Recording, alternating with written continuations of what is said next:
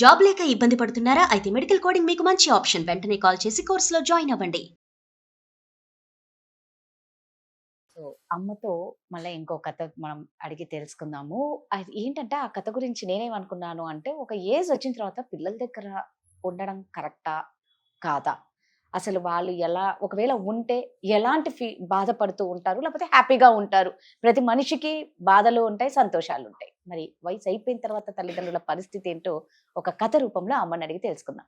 అమ్మ నమస్తే అమ్మ. నమస్తే రాజుగారు. సో, నేను ఇందాక అన్నట్లమ్మ మామూలుగా అంటూ ఉంటారు. ఎప్పుడైనా కొంతమంది పిల్లలు పేరెంట్స్‌ని రమ్మని చెప్తే, "మాకు కాళ్ళు, చేతులు బాగున్నాయమ్మా. అవి ఆడే వరకు, తిరిగే వరకు మేము ఎవరి దగ్గరికి రాము. ఎవరికీ భారం కాము" అని ఆరోగ్యం సరిగ్గా ఉండేంత వరకు సహకరించేంత మా వరకు.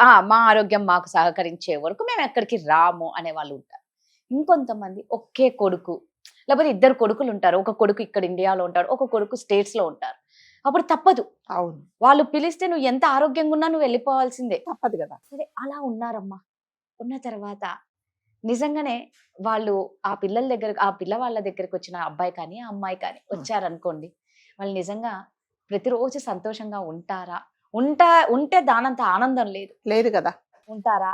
ఇంకొకటమ్మా కొంతమంది వాళ్ళకు వాళ్ళే స్వచ్ఛందంగా ఆశ్రమాలకు వెళ్ళిపోవాలని అనుకుంటారు. ఉమ్. ఎవరి బ్రతుకు వాళ్ళదే. మీ బతుకు మీరు బతకండి, మా బతుకు మేం మా బతుకుతాం. బతుకు మాదే. సో, ఇలాంటి వాళ్ళందరికీ అమ్మా ఒక ధైర్యాన్ని ఇచ్చే ఒక కథ చెప్పాలి. అంటే పర్సనల్ గా నా పర్సనల్ ఒపీనియన్ రాదా, ఉమ్. నేను చాలా వీడియోస్ లో చెప్పాను.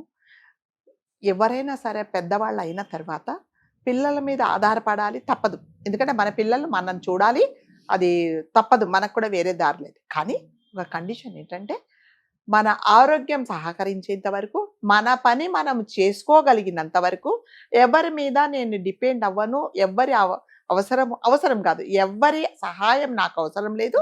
నాకు నా భార్యకు నేను తోడు అని మీరు ఉన్నన్ని రోజులు, అంటే ఆ ధైర్యం ఉన్నన్ని రోజులు మీ అంతకు మీరు సపరేట్గా ఉండటమే మంచిది. కొడుకుల దగ్గరికి, కోడళ్ళ దగ్గరికి, అల్లుడి దగ్గరికి, కూతురు దగ్గరికి ఒక గెస్ట్ లాగా రండి, వెళ్ళండి.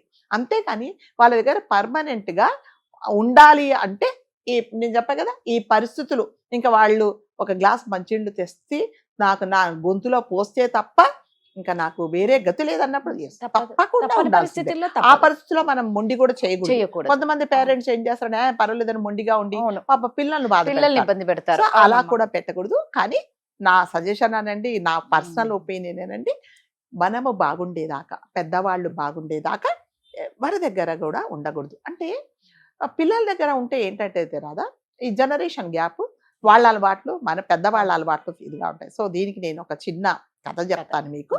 సో ఇద్దరు తల్లి తండ్రి ఉంటారు. వాళ్ళకు ఒకటే అబ్బాయి.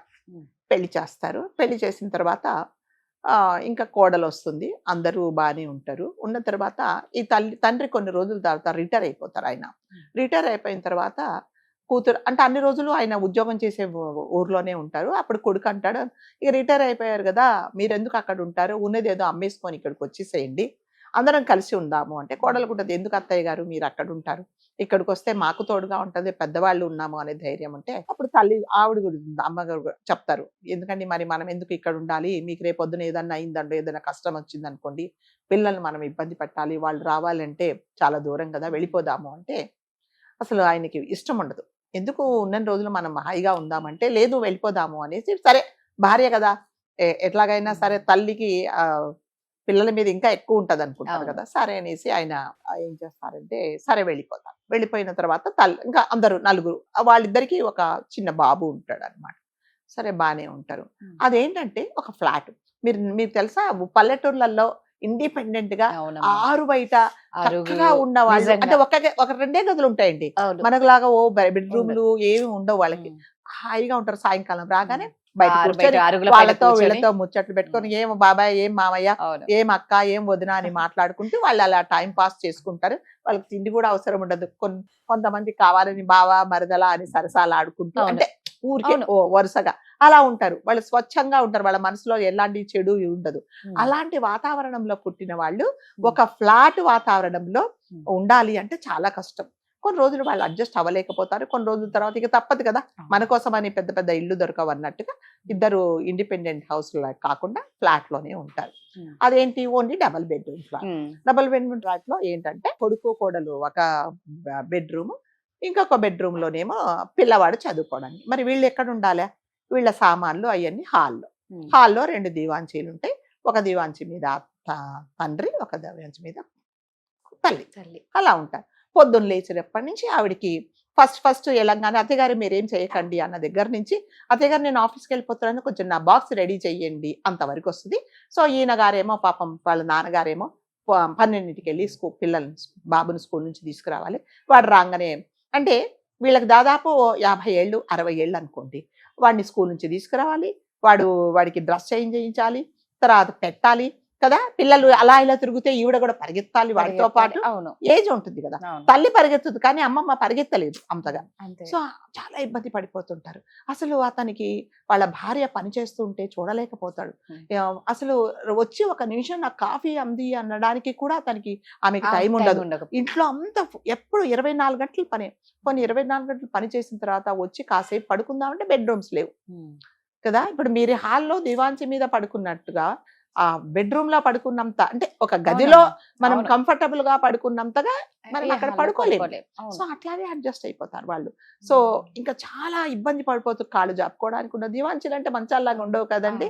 సో అలాగే అడ్జస్ట్ అయిపోతుంటారు. రోజు ఏమవుతుందంటే రాత్రి 12-1 గంటప్పుడు కోడలు ఏదో పని మీద మంచినీళ్ళు కావాలని బాటిల్ కోసం వస్తుంది. వచ్చినప్పుడు ఏమైందంటే ఒక దివాంచి మీద కాకుండా ఒక దివాంచి వదిలేసి ఇంకొక దివాంచి మీద ఆవిడే వెళ్ళి ఈ వీళ్ళ అత్తగారు అంటే అబ్బాయి వాళ్ళ అమ్మగారు ఇతని ఒళ్ళో పడుకొని ఉంటుంది. అతనేమో కాళ్ళు రాస్తూ ఉంటాడు. ఈ మొహం తీసుకెళ్ళి కళ్ళల్లో ఇలా పెట్టి ఏదో ఊదుతూ ఉంటాడు అనమాట. ఇక కోడలు చూస్తుంది. చూసేసి లోపలికి వచ్చేసి సిగ్గు లేదా మీ అమ్మా నాన్నకి, ఇంత పెద్దవాళ్ళు అయిపోయారు, ఈ వయసులో ఇది ఏం బుద్ధి వాళ్ళకి, అటు ఇటు పిల్లవాడు వస్తాడు బయటికి, మేము వస్తాము, ఏంటి ఈ సరసాలు అని చాలా చెండాలంగా, అంటే ఎవరో బయట వాళ్ళని అన్నట్టుగా భార్యాభర్తలు కదా వాళ్ళిద్దరూ అనకుండా వేరేలాగా మాట్లాడుతుంది అనమాట. ఈ వయసులో ఈ సరసాలు వీళ్ళకి అవసరమా? అంతగా కావాలంటే ఈ బెడ్రూమ్ తీసుకోమనండి, వాళ్ళకి ఇంకా సరసాలు ఆడుకోవాలంటే అది ఇది అని చాలా అంటే అసహ్యంగా మాట్లాడతారు. అవన్నీ ఈ మామయ్య గారు వింటారనమాట. విన్న తర్వాత ఆయన చాలా బాధపడిపోతాడు. కొడుకు కూడా అంటాడు, ఏమోలే వాళ్ళిద్దరూ నువ్వెందుకు ఇలా మాట్లాడుతున్నావు, వాళ్ళు భార్యాభర్తలు కదా ఏదో మాట్లాడుకుంటుంటా. లేదు నా కళ్ళారా చూశాను, ఆవిడ వెళ్ళి ఈయన ఒళ్ళో కాళ్ళు పెట్టింది, ఆయన కాళ్ళు నొక్కుతున్నాడు, మొహంలో మొహం పెట్టుకున్నారు, దాని తర్వాత ఏంటో చేతులు నొక్కుతున్నాడు, అది ఏదో చెప్పేస్తుంది. చెప్పిన తర్వాత ఇంకా ఈయన చాలా బాధపడిపోతారు మామయ్య గారు. ఈ పాపం మా అత్తయ్య గారు సిగ్గుతో, నేను చెప్తూనే ఉన్నానండి వద్దండి అంటే మీరు వినలేదు. అసలు జరిగింది ఏంటంటే ఆవిడకు పని చేసి చేసి కాళ్ళు లాగుతూ ఉంటే కాళ్ళు నొక్కుతూ ఉంటాడు. ఆ కళ్ళల్లో ఏదో పడింది, మంటగా ఉంది అంటే ఇలా ఊదుతూ ఉంటాడు మొహం దగ్గరికి. ఇక్కడ జరిగింది అదే, ఎందుకంటే ఏం జరగల. ఈవిడేమో ఏదో అనుకుంటుంది అనమాట. సరే అప్పటికప్పుడు ఏమనుకుంటాడంటే ఇంకా ఉండకూడదు, ఇంకా ఇక్కడ నేను ఉండకూడదు కాబట్టి సో మేము కనీసం ఒకరికొకరు 60 సంవత్సరాల తర్వాత రాధగారు ఏం పిచ్చి ఆలోచనలు ఉండవండి. ఒకరికొకరు నువ్వు మందులు వేసుకున్నావా, లేకపోతే డాక్టర్ అపాయింట్మెంట్ ఎప్పుడు, అయ్యో మోకాళ్ళ నొప్పులా, వీపు నొప్ప, లేకపోతే ఇంకో కాళ్ళు నొప్పులా, అనే షుగర్ తగ్గిందా, ఎప్పుడు చెకప్ అంతే ఉంటాయి వాళ్ళ సంభాషణలు. ఏముంటాయి చెప్పండి. ఒకవేళ ఉందా మనం తప్పు పట్టాల్సిన అవసరం లేదు, ఎందుకంటే వాళ్ళు భార్యాభర్తలు కాబట్టి. ఆయన ఏమనుకుంటాడంటే ఇంకా ఈ హాల్లో మనం ఎన్ని రోజులు ఉంటాము అని చెప్పేసి ఒక నిర్ణయం తీసుకొని అంటే వెంటనే చెప్తే మళ్ళీ ఈ మాట అన్నందుకు మళ్ళీ వీళ్ళు బాధపడతారనేసి ఒక వారం తర్వాత కొడుకుని పిలిచి చెప్తాడు, నాన్న మేము ఒక వృద్ధాశ్రమానికి వెళ్ళిపోదాం అనుకుంటున్నాము. అంటే ఎందుకు అంటే ఏం లేదు, కొంచెం ఇబ్బందిగా ఉంది, ఎందుకు మరి పిల్లలు ఎందుకు మీకు ఇబ్బంది, మాకు ఇదేమో 2 బెడ్రూమ్స్ కాబట్టి వాళ్ళ సామాన్లు కూడా హాల్లోనే ఉంటాయి అన్నమాట.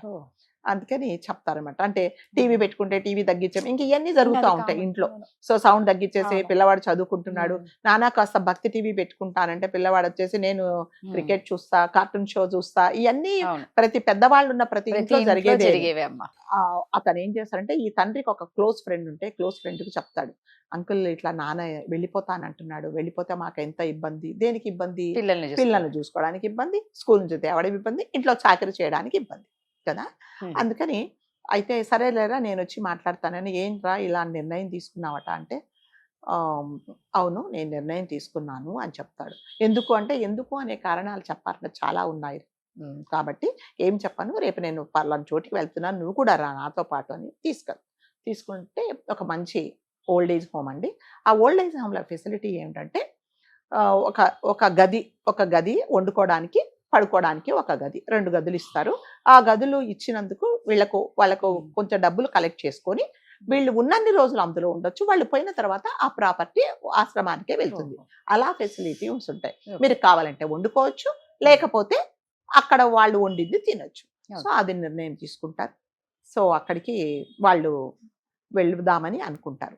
అనుకున్న తర్వాత తండ్రి ఇతను అంటాడు, ఎందుకు అంటే కూర్చోబెట్టి చెప్తా, ఇది జరిగిన విషయము, మాకు చాలా బాధేసింది, నేను పెద్దవాడిన నా గౌరవం లేకుండా ఇలా మాట్లాడింది. సో చాలా అంటే ఒక కోడలు అలా మాట్లాడిందంటే నాకు చాలా ఇదేంటంటే ఆ అమ్మాయి ఎంత తప్పుగా ఆలోచించుంటుంది. అలా కాకుండా అదే తన తల్లి తండ్రి ఉంటే అలా మాట్లాడుతుందా?